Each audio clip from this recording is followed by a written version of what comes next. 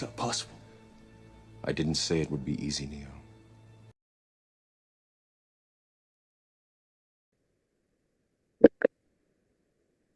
Okay. I have position 2 on the calendar, Joshua DeLeon. Good afternoon, Judge Davis. Good to see you. Good to see you too, Mr. Pack. I am here on behalf of Mr. De Leon. All right. And he is at the podium, it appears. Sir, you are charged in 2 warrants, 24W003654. I'm sorry, 3 warrants through 56. Homicide by vehicle in the first degree, reckless driving, and driving on roadways lane for traffic, which is generally failure to maintain lane. Mr. Pack, have you had a chance to go over the warrants with your client? I haven't, Judge, but we'll wait. He understands the charges against him. Okay. Well, based on your saying that, I will not go read the particulars of the warrants at this time. Sir, your attorney indicates that he's gone over the charges with you essentially and is waiving a reading of the particulars. Do you understand what the charges against you are? Okay. Ms. Knott, what is the state's request on bond and why? And any relevant criminal history. Given this case, I'll just note what I received. You can tell me if it's anything different. If you have anything different. Okay. I have that he has no criminal history except for 1 pending cycle from May of 2024 for possession of a Schedule I controlled substance. Was not provided with a driver's history. If you have that, that would be relevant to my bond determination. So I will hear from the state. Okay. The state's recommendation is no bond given the charges. We do have the same criminal history as well with that 2024 case. And we do not, there was nothing on a driver's history. There is also a next of kin who would like to be heard on bond. Okay, just one moment. So there was no driver's history and no convictions and 1 pending case. Is that correct? That's correct. All right. All right. Okay, so before I hear from you, Mr. Pack, I will hear from the state's witness. We can bring her in or him in. I don't know. Okay, and that's the share probably? Correct. Okay. Yes.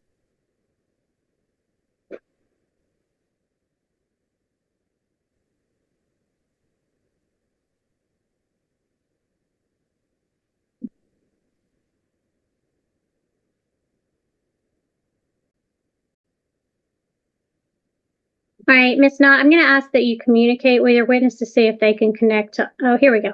Okay, it looks like they may be connected. Hello, could you please turn on your video and unmute? Ms. Williams. Give me 1 moment. Thank you. Yes. There we go. All right. Ms. Knott, you may ask her any questions that you have. Let me swear you in first. Ma'am, could you please raise your right hand? Yes. Do you solemnly swear or affirm that the testimony you're about to give is the truth, the whole truth, and nothing but the truth under penalty of perjury? Yes. Thank you. Ms. Knott, you may ask any questions you have. You wanted to be heard regarding bond, correct? Yes, ma'am. And do you believe that the defendant is a danger to the community? Yes, I do. Can you tell the court why?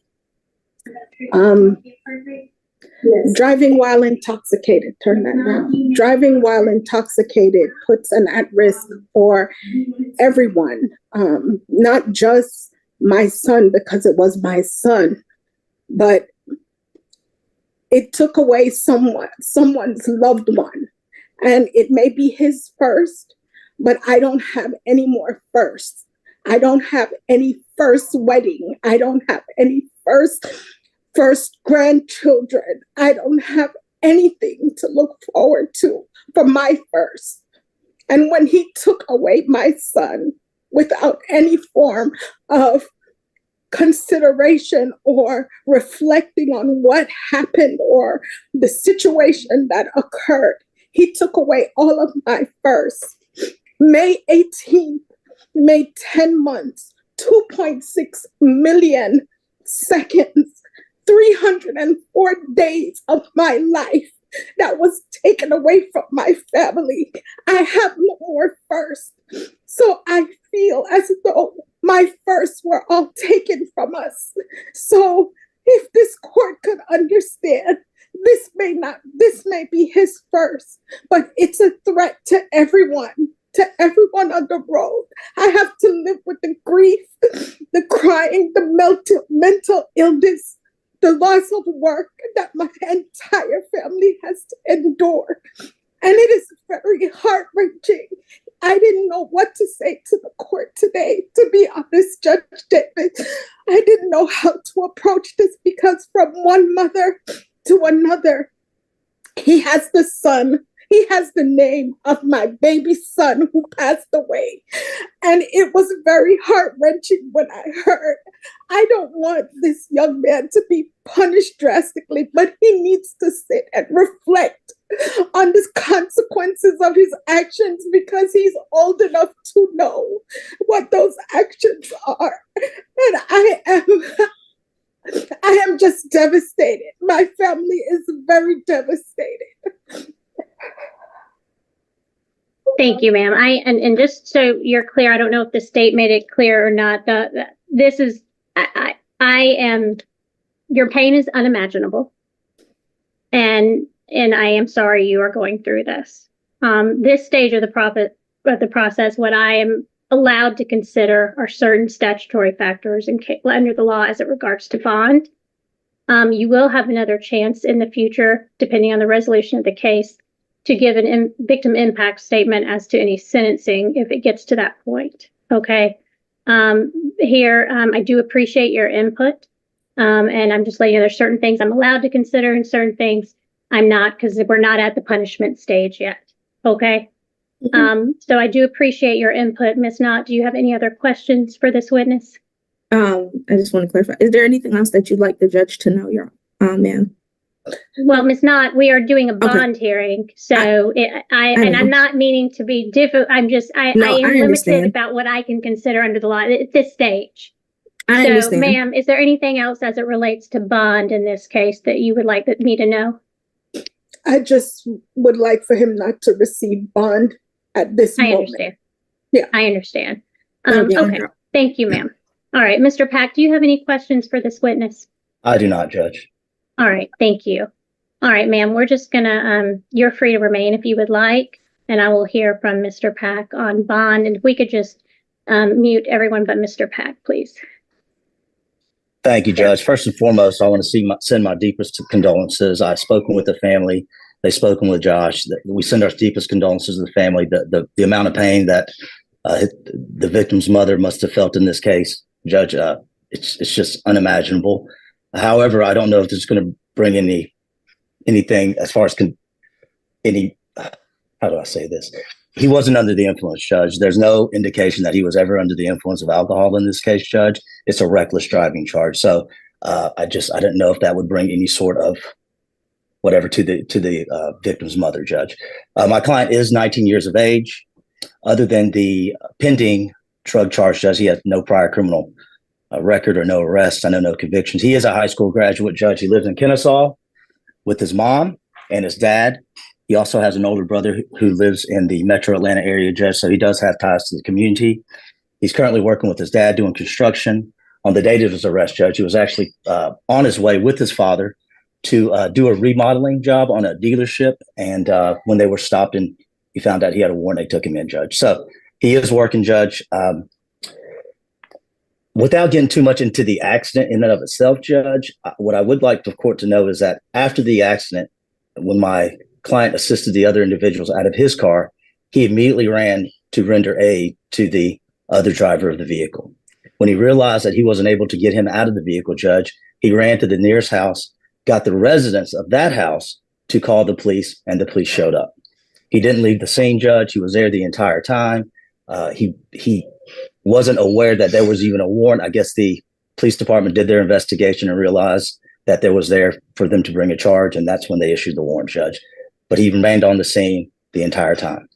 We would ask a bond, as far as no criminal history, Judge, his ties to the community, we would ask a bond in the amount of $10,000 with any sort of restrictions that Your Honor would want to have on him as far as his driving goes.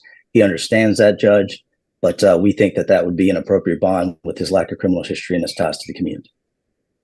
All right. Well, it is somewhat similar to DUI in that the reckless is about Absolutely. similar severity to driving under the influence, and that he's alleged to have been going over 25 miles per hour on a street that tends to have a lot of issues in this county. Miss Knott, do you have a request if I am unable to find that denial of bond would be appropriate in this case? Yes, Your Honor, we would just be asking for special conditions that the defendant not operate a motor vehicle, have no contact with the victim's family, and if anything, and Your Honor is going to set a bond, we would request that it be no less than $50,000. Okay. Mr. Pack, He would abide by any conditions that the court puts in place, Judge. all right, y'all just give me 1 minute to look over everything.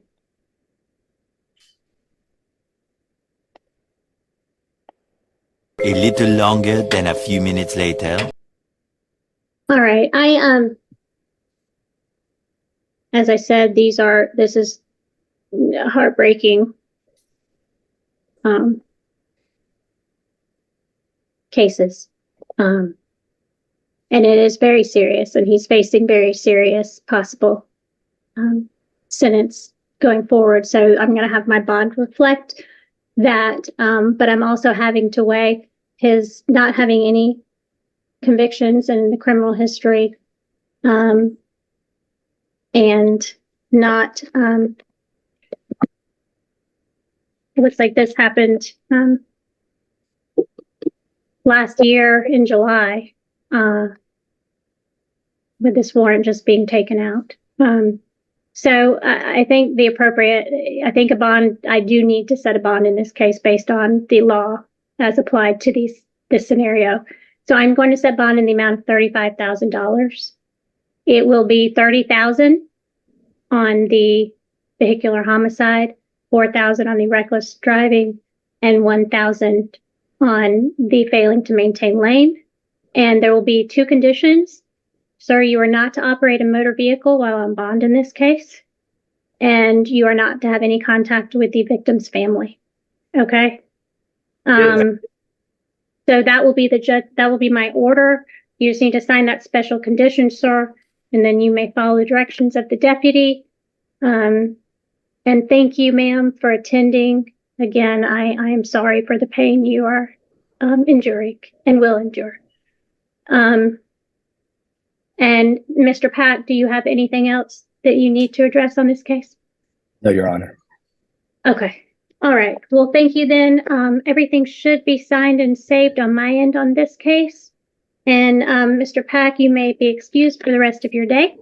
Thank you, Judge. Good to see you. And you too. And ma'am, you are free to log off and stay in touch with the district attorney's office and their victim advocate on the case going forward. Okay. Thank you. You may log off.